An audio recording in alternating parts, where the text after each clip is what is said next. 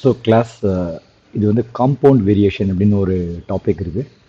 நேற்று கிளாஸில் கவர் பண்ண முடியல, அதை தான் இதில் எக்ஸ்பிளைன் பண்ணியிருக்கேன். இது மிட் டேர்ம் டெஸ்ட்டுக்கு இருக்குது மண்டே, அதனால் இப்போ கவர் பண்ணுறேன். காம்பவுண்ட் வேரியேஷன் அப்படிங்கிறதுல ரெண்டு விஷயம் இருக்குது.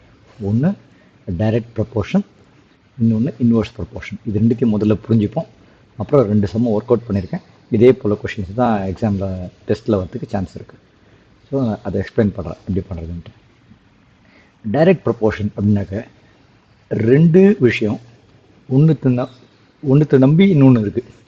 அந்த மாதிரி இருக்கும்போது ஒன்று இன்க்ரீஸ் ஆச்சுனாக்க அடுத்ததும் இன்க்ரீஸ் ஆகும், ஒன்று குறைஞ்சிச்சுனாக்க அடுத்ததும் குறையும். அந்த மாதிரி ரெண்டு பொருள் ரெண்டு விஷயம் இருந்ததுனாக்க அது டைரக்ட்லி ரிலேட்டட், டைரக்ட் ப்ரப்போர்ஷன் அப்படின்னு அர்த்தம். இப்போது ஃப்ரெண்ட்ஸுக்கு சாக்லேட் வாங்குறீங்க. உங்களுக்கு 10 ஃப்ரெண்டு இருந்தாக்க எவ்வளோ செலவாகும்? 100 ரூபா செலவாகும். 20 ஃப்ரெண்ட்ஸ் இருந்தால் எவ்வளோ செலவாகும்? 200 ரூபா செலவாகும். 50 ஃப்ரெண்ட்ஸ் இருந்தால் 500 ரூபா. ஸோ நீங்கள் பார்த்தீங்கன்னாக்கா உங்களோட ஃப்ரெண்ட்ஸ் ஜாஸ்தி ஆக ஆக 10லேருந்து 20 ஆகும்போது இதுவும் 100லேருந்து 200 ஆயிடுச்சு, 20லேருந்து 50 ஆகும்போது இதுவும் 500 ஆயிடுச்சு. ஸோ உங்களோட ஃப்ரெண்ட்ஸ் இன்க்ரீஸ் ஆக ஆக செலவும் ஜாஸ்தி ஆகும். இதுவும் இன்க்ரீஸ் ஆகுது, இதுவும் இன்க்ரீஸ் ஆகுது. இந்த மாதிரி இருந்துச்சுனாக்க உங்களோட buying is directly proportional to your friends. உங்கள் buying cost is directly proportional to your friends. ஒரு நிமிஷம். அதே போல் இன்னொரு எக்ஸாம்பிள் எடுத்துக்கிட்டீங்கன்னாக்கா, இப்போ நீங்கள் ட்ராவல் பண்ணுறீங்க. 5 கிலோமீட்டர் ட்ராவல் பண்ணுறதுக்கு உங்களுக்கு 1 ஹவர் ஆகுது அப்படின்னாக்க, இது 15 கிலோமீட்டர் ட்ராவல் பண்ணுறதுக்கு எவ்வளோ நேரம் ஆகும்? 3 மணி நேரம் ஆகும். 25க்கு 5 மணி நேரம் ஆகும் இல்லையா? ஸோ இந்த ட்ராவலிங்கில் உங்கள் டிஸ்டன்ஸ் அதிகமாக அதிகமாக உங்கள் டைமும் அதிகமாகும். ரைட்டா? இது இன்னொரு example, direct proportional. So time is directly proportional to the distance அப்படின்னு படிக்கணும். இதில் cost is directly proportional to the friends. இது டைரக்ட் ப்ரப்போர்ஷன். இது இன்க்ரீஸ் ஆக ஆக இதுவும் இன்க்ரீஸ் ஆகும், இது இன்க்ரீஸ் ஆக ஆக இதுவும் இன்க்ரீஸ் ஆகும். இந்த மாதிரி ரெண்டு விஷயம் இருந்ததுனாக்க அதுங்க ரெண்டும் டைரக்ட் ப்ரப்போர்ஷனில் இருக்குது அப்படின்னு அர்த்தம். இப்போ இன்வர்ஸ் ப்ரப்போர்ஷன் பார்ப்போம். அப்படியே தலைகீழ். இப்போது ஒரு வேலை பண்ணுறாங்க வச்சுப்போம். ஒரு வேலையை ஒரு நாளைக்கு 8 மணி நேரம் பண்ணால் 15 நாளில் முடிஞ்சிடும் வேலை. அதுக்கு பதிலாக நான் 8 மணி நேரத்துக்கு பதிலாக 12 மணி நேரம் பண்ணுறோம் வச்சுக்கோங்க. ஒரு நாளைக்கு 12 மணி நேரம் வேலை பண்ணால் அப்போ 15 நாள் ஆகுமா? ஆகாது, இன்னும் சீக்கிரமே முடிச்சிடும். ரைட்டா? அதுக்கு பதிலாக 12க்கு பதிலாக 20 மணி நேரம் வேலை பண்ணுறோம் ஒரு நாளைக்கு, அப்போது இன்னும் சீக்கிரம் முடிச்சிடும். சரியா? ஸோ இதில் ஹவர்ஸ் வந்து இன்க்ரீஸ் ஆக ஆக நாட்கள் குறைஞ்சிக்கிட்டே இருக்கும். இந்த மாதிரி இருந்ததுனாக்க டேஸ் வந்து ஹவர்ஸில் inversely related or inversely proportionate அப்படின்னு அர்த்தம். அதாவது இது அதிகமாக அதிகமாக இது குறைஞ்சிக்கிட்டே வரும். இன்னொரு எக்ஸாம்பிள் பார்த்துக்கிட்டிங்கனாக்கா, ட்ராவல் பண்ணுறீங்க, ஸ்பீடும் டைம். ஒரு இடத்துக்கு போகிறீங்க, 100 கிலோமீட்டர் நீங்கள் போகணும். அப்போது 25 கிலோமீட்டர் பர் ஹவர் ஸ்பீடில் போனீங்கன்னாக்கா எவ்வளோ நேரம் ஆகும்? 4 மணி நேரம் ஆகும். அதே நீங்கள் ஸ்பீடை கொஞ்சம் இன்க்ரீஸ் பண்ணி 50 கிலோமீட்டர் ஹவர், ஒரு ஹவருக்கு 50 கிலோமீட்டர் ஸ்பீடில் போனீங்கன்னா 2 மணி நேரத்தில் போயிடுவீங்க. 100 கிலோமீட்டர் ஹவர் ஸ்பீடில் போனீங்கன்னா 1 ஹவரில் போயிடுவீங்க. இங்கேயும் பார்த்தீங்கன்னா ஸ்பீடு ஜாஸ்தி ஆக ஆக டைம் குறைஞ்சிக்கிட்டே வருது. ஸோ இந்த மாதிரி ஒன்று இன்க்ரீஸ் ஆகும்போது இன்னொன்று குறைஞ்சிச்சுனாக்க அதுங்க ரெண்டும் இன்வெர்ஸ்லி ப்ரப்போர்ஷனலாக ரிலேட் ஆகிருக்கு அப்படின்னு அர்த்தம். இது ரெண்டுத்தையும் கரெக்டாக புரிஞ்சுக்கோங்க. டைரக்ட்லி ப்ரப்போர்ஷன்னாக்க ஒன்று அதிகமாச்சுனாக்கா இன்னொன்று அதிகமாகும், இன்வெர்ஸ்னாக்க ஒன்று அதிகமாச்சுனாக்கா இன்னொன்று குறையும். இதுதான் பேசிக் கான்செப்ட். இதை புரிஞ்சுக்குங்க. இது எங்கே யூஸ் பண்ணுவோம் வாழ்க்கையில் அப்படின்னாக்க, டிப்பிக்கலாக இங்கே நீங்கள் பார்க்குற மாதிரி தான். நீங்கள் இதெல்லாமே ரியல் லைஃப் எக்ஸாம்பிள் தான் உங்களுக்கு. அதை பேஸ் பண்ணி நமக்கு எக்ஸசைஸ் 4.2 இல்லை, இது 4.4 பேஜ் 140. அதில் 2 சம்ம ஒர்க் அவுட் பண்ணி காமிச்சிருக்கேன் உங்களுக்கு. அது எப்படி சால்வ் பண்ணுறதுன்னு சொல்லியிருக்காங்க. ஸோ முதல்ல வந்து 210 பேர் ஒர்க்கிங் 12 ஹவர்ஸ் a day, ஒரு நாளைக்கு 12 மணி நேரம் வேலை பண்ணி can finish a job in 18 days, 18 நாளில் முடிச்சிருவாங்க. How many men are required to finish the job in 20 days working 14 hours a day? 20 நாளைக்கு வேலை பண்ணி ஒரு நாளைக்கு 14 மணி நேரம் வேலை பண்ணாக்க எத்தனை பேர் தேவைப்படும் அப்படின்னு கேட்குறாங்க. இந்த மாதிரி கேள்விகள்லாம் உங்களுக்கு நீங்கள் வளர்ந்து பெரியவங்களாகும்போது உங்களுக்கு நிஜ வாழ்க்கையிலேயே இந்த மாதிரி கேள்விகள்லாம் வரும். அப்போ எப்படி அதை கண்டுபிடிக்கிறது ஆன்சர்? ஸோ இதில் என்னெல்லாம் கொடுத்துருக்காங்கன்னு பாருங்கள். மென் கொடுத்துருக்காங்களா, அதை போட்டுக்குங்க. ஹவர்ஸ் கொடுத்துருக்காங்களா, அதையும் போட்டுக்குங்க. டேஸ் கொடுத்துருக்காங்களா, அதையும் போட்டுக்குங்க. எவ்வளோ கொடுத்துருக்காங்க? மென் 210, அதையும் போட்டுருங்க. ஹவர்ஸ் எவ்வளோ கொடுத்துருக்காங்க? 12, அதை போட்டுக்குங்க. டேஸ் எவ்வளோ கொடுத்துருக்காங்க? 80. இப்போது அடுத்தது இது ஒரு செட்டு.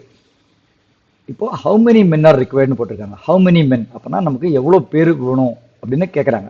அது நமக்கு தெரியாது, அதனால அதை ஒய்ன்னு போட்டுக்கணும். அது வேரியபிள், நமக்கு தெரியாது, ஆன்சர் கண்டுபிடிக்கணும். வேறு என்ன கொடுத்துருக்காங்க? ஹவர்ஸ் கொடுத்துருக்காங்களா, 14, அதை போட்டுக்குங்க. டேஸ் கொடுத்துருக்காங்களா, அதையும் இங்கே போட்டுக்குங்க. இப்போ இந்த மாதிரி ஒரு டேபிள் வந்துச்சா? இந்த டேபிள் வந்தவுடனே இப்போ என்ன பண்ணணும், இதில் நம்ம கண்டுபிடிக்க வேண்டியது இது மென். அப்போது மிச்சம் ரெண்டு ஃபுல்லாக ரெண்டுமே நம்பர் கொடுத்த நம்பர் இருக்கு இல்லையா, அந்த ரெண்டு வேரியபிள் இருக்கு இல்லையா, ஹவர்ஸும் டேஸும், அது மென்னை விட எப்படி ரிலேட் ஆயிருக்கு அப்படின்னு பார்க்கணும். டைரெக்டாக இன்வர்ஸா அப்படின்னு பார்க்கணும். இப்போது நமக்கு என்ன தெரியும், இங்கே கூட பார்த்தோம் நம்ம, ஹவர்ஸ் இன்க்ரீஸ் ஆகும்போது மென்னு ஒரு தேவை குறையும். ஒரு நாளைக்கு 12 மணி நேரம் வேலை பண்ணுறதுக்கு பதிலாக 14 மணி நேரம் வேலை பண்ணாக்க நமக்கு நம்பர் ஆஃப் மென்னு ஆக்சுவலாக குறையும் நமக்கு.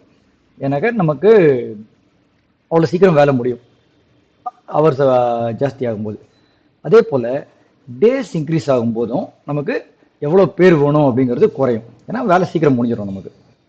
அதனால் இது ரெண்டும் இன்வெர்ஸ்லி ப்ரொபோர்ஷனல். ஹவர்ஸ் வந்து இன்க்ரீஸ் ஆக ஆக எனக்கு ஆட்களோட இது குறைஞ்சிரும், இது தேவை குறையும். அதனால் என்ன வேலை சீக்கிரம் முடிஞ்சிடும், அதனால் எனக்கு ஆட்களோட இது குறையும். அப்போ இது இன்வெர்ஸ்லி ப்ரொபோர்ஷனல் ஹவர்ஸும். அதே போல் தான் டேஸும். டேஸ் இன்க்ரீஸ் ஆச்சுனாக்க எனக்கு கம்மியான ஆர்டர் தான் போகிறோம். இப்போ ஒரு வேலையை வந்து உங்களுக்கு ஒரு நாளில் 4 பேர் பண்ணுறாங்க அப்படின்னாக்க 2 நாளில் பண்ணுறதுக்கு எவ்வளோ பேர் வேணும்? உங்களுக்கு 2 பேர் போகிறோம் இல்லையா? அதே மாதிரி தான். ஸோ நாட்கள் அதிகமாச்சுனாக்க உங்களுக்கு ஆட்கள் கம்மியாக தேவைப்படும். அதே போல் ஹவர்ஸ் ஒரு நாளைக்கு 12 மணி நேரம் வேலை பண்ணுறதுக்கு பதிலாக 14 மணி நேரம் வேலை பண்ணிங்கனாக்க உங்களுக்கு ஆட்களும் கம்மியாக தேவைப்படும். ஸோ இது ரெண்டுமே இன்வெர்ஸ்லி ப்ரொபோர்ஷனல். ஸோ என்ன பண்ணுங்க, இந்த ஃபார்முலா இந்த ஒய் எப்படி கண்டுபிடிக்கிறதுனாக்க, இந்த மேலே இன்னொரு நம்பர் இருக்கு இல்லையா, அதை முதல்ல போட்டு அதை பக்கத்தில் மல்டிப்ளை பண்ணிக்கோங்க. எதோட மல்டிப்ளை பண்ணோம்? இப்போது இது வந்து இன்வெர்ஸாக டைரெக்டானு கரெக்டாக கண்டுபிடிச்சணும். இது ஒன்று நீங்கள் இது இன்வெர்ஸ் அப்படின்னாக்க அதே ஆர்டரில் 12 டிவைடட் பை 14 போட்டுக்கோங்க. இது டேஸ், இதுவும் இன்வெர்ஸ்லி ப்ரொபோர்ஷனல் கண்டுபிடிச்சிடும். அதனால் 18/20 அப்படின்னு போட்டுக்கோங்க. இங்கே போட்டுக்கிட்டிங்கன்னா இது எல்லாத்தையும் மல்டிப்ளை பண்ணி ஆன்சர் கண்டுபிடிச்சிங்கன்னா 162 பேர். 210 பேர் 12 மணி நேரம் மட்டும்தான் வேலை பண்ணோம், 18 நாளில் வேலை பண்ணாங்கன்னா 210 பேர் வேணும். ஆனால் நம்ம வந்து ஹவர்ஸையும் இன்க்ரீஸ் பண்ணிட்டோம், டேஸையும் இன்க்ரீஸ் பண்ணிட்டோம். ஆட்டோமேட்டிக்காக நமக்கு அதனால் மேன் பவர் ஆட்களோட தேவை இது குறைஞ்சிரும். அதனால் 210 இருக்கிறது 162 குறைஞ்சி போச்சுக்கும். இது இன்வெர்ஸ் ப்ரொபோர்ஷனலில் வந்ததுன்னா எப்படி? இப்போ இந்த எக்ஸாம்பிள் பார்ப்போம். இது டைரக்ட் ப்ரொபோர்ஷன். இங்கே என்ன சொல்கிறாங்க? A soap factory produces 9,600 soaps in 6 days working 15 hours a day. 6 நாள் ஒரு நாளைக்கு 15 மணி நேரம் வேலை பண்ணி 9600 சோப்பு பண்ணுறாங்க. அப்படி இருந்தால் in how many days will it produce 14,400 soaps working 3 more hours a day அப்படின்னு கேட்குறாங்க. எத்தனை நாள் வேலை பண்ணால் 16,400 சோப்பு பண்ணுவோம், இன்னும் ஒரு எக்ஸ்ட்ரா 3 மணி நேரம் ஒவ்வொரு நாளும் வேலை பண்ணா அப்படின்றதான் கேள்வி. ஸோ திருப்பியும் பாருங்கள் என்னெல்லாம் கொடுத்துருக்காங்க. இதில் சோப்பு கொடுத்துருக்காங்களா, அதை போட்டுக்கோங்க. அப்புறம் 6 டேஸ் கொடுத்துருக்காங்களா, அதை போட்டுக்கோங்க. எவ்வளோ ஹவர்ஸு? 15 ஹவர்ஸ். இது போட்டாச்சா? இப்போ அடுத்தது சோப்பு கொடுத்துருக்காங்களா, திருப்பியும் அதை போட்டுக்கோங்க. 14,400 சோப்ஸ். எவ்வளோ ஹவர்ஸ் கொடுத்துருக்காங்க? 3 more hours a day அப்படின்றாங்க. 3 more ஹவர்ஸ்னா ஆல்ரெடி 15 மணி நேரம் வேலை பண்ணிட்டு இருக்கோம், ப்ளஸ் 3 more அப்படின்னா ஒரு நாளைக்கு 18 மணி நேரம் பண்ணால் எத்தனை நாளில் இவ்வளோ சோப்பு பண்ண முடியும் அப்படின்னு கேட்குறாங்க. ஸோ திருப்பியும் பார்ப்போம். இது இப்போ நம்ம கண்டுபிடிக்க வேண்டியது டேஸ். ஒவ்வொன்றத்தோட ப்ரொப்போர்ஷனை பார்ப்போம். சோப்ஸ்க்கும் டேஸுக்கும் என்ன? டேஸ் வந்து சோப்ஸ் வந்து ஜாஸ்தி கேட்குறாங்க. ஸோ நிறைய சோப்பு பண்ணணும் அப்படின்னாக்கா, நிறைய சோப்பு பண்ணுறதுன்னா என்னது? நிறைய வேலை பண்ணணும் அப்படின்னா இல்லையா? அப்போது வேலை வந்து நம்பர் ஆஃப் டேஸ் இன்க்ரீஸ் ஆச்சுனாக்க சாரி நிறைய சோப்பு பண்ணணும் அப்படின்னாக்க எனக்கு நிறைய நாள் தேவை. கரெக்டாக? அதனால சோப்பும் டேஸும் டைரக்ட்லி ப்ரொபோர்ஷனல். ஹவர்ஸ் பார்ப்போம் அடுத்தது. ஹவர்ஸ் வந்து எனக்கு ஹவர்ஸும் டேஸும் இன்வெர்ஸ்லி ப்ரொபோர்ஷனல். அதாவது ஒரு நாளைக்கு நான் நிறைய நேரம் வேலை பண்ணேனாக்க கம்மியான நாளில் வேலையை முடிச்சிடலாம் இல்லையா? இப்போது ஒரு நாளைக்கு நான் 8 மணி நேரம் வேலை பண்ணுறேன். அப்போது எனக்கு அந்த வேலையை முடிக்கிறதுக்கு 1 மணி நேரம் ஆகும். 16 மணி நேரம் மொத்த வேலை வரைக்கும் வச்சுப்போம். அப்போது 2 நாளில் முடிக்க முடியும் என்னால். ஆனால் ஒரு நாளில் நான் 16 மணி நேரம் வேலை பண்ணால் ஒரே நாளில் முடிச்சிடுவேன். கரெக்டாக? ஸோ நான் நம்பர் ஆஃப் ஹவர்ஸ் நான் ஒரு நாளைக்கு எக்ஸ்ட்ரா ஒர்க் பண்ணேனாக்க டேஸு குறையும் மொத்த வேலையை முடிக்கிறதுக்கு. அப்போது ஹவர்ஸும் டேஸும் இன்வெர்ஸ்லி ப்ரொபோர்ஷனல். அதுதான் இங்கே போட்டிருக்கேன் மேலே. இப்போ திருப்பி அதே ஃபார்முலா தான். எது கண்டுபிடிக்கணும்? ஒய். அப்போது ஒய்க்கு 6ஆல் மல்டிப்ளை பண்ணிக்கங்க. ஏன்னா அதுதான் இன்னொரு நம்பர் இங்கே மேலே இருக்காது. எதை மல்டிப்ளை பண்ணோம்? ஒவ்வொன்றா எடுத்துப்போம். சோப்ஸ் எடுத்துப்போம். சோப்ஸ் வந்து டைரக்ட்லி ப்ரொபோர்ஷனல். டைரக்ட்லி ப்ரொபோர்ஷனல்னால் என்ன பண்ணோம்? கீழே இருக்கிற நம்பரை எடுத்து மேலே போட்டுட்டு டிவைட் பை இந்த நம்பர் இதை போட்டுக்கங்க. மல்டிப்ளைட் பை இது இன்வெர்ஸ்லி ப்ரொபோர்ஷனல். இன்வெர்ஸ்லினா என்ன பண்ணோம்? மேலே இருக்கிற நம்பர் முதல்ல டிவைட் பை கீழே இருக்கிற நம்பர் 15/80. அதை போட்டுக்கிட்டிங்கன்னா ஆன்சர் வரும். 7.5 days. இதுதான் ஆன்சர். ஸோ இந்த மாதிரி கேள்வி வரத்துக்கு சான்ஸ் இருக்குது. மிட் டேர்ம் டெஸ்ட்டில் கண்டிப்பாக ஒரு கேள்வி வரணும். இதில் வந்துச்சுனாக்கா இப்படி தான் நீங்கள் இப்போ இது பண்ணணும். ஒரு 2-3 தான் திருப்பி கேளுங்க. ஏதாவது டவுட் இருந்தாக்கா எனக்கு மெசேஜ் போடுங்க. திருப்பி எப்போ டைம் இருக்குன்னு பார்க்கலாம் தரத்துக்கு. சரியா? ஆல் தி பெஸ்ட் உங்கள் டெஸ்ட்டுக்கு.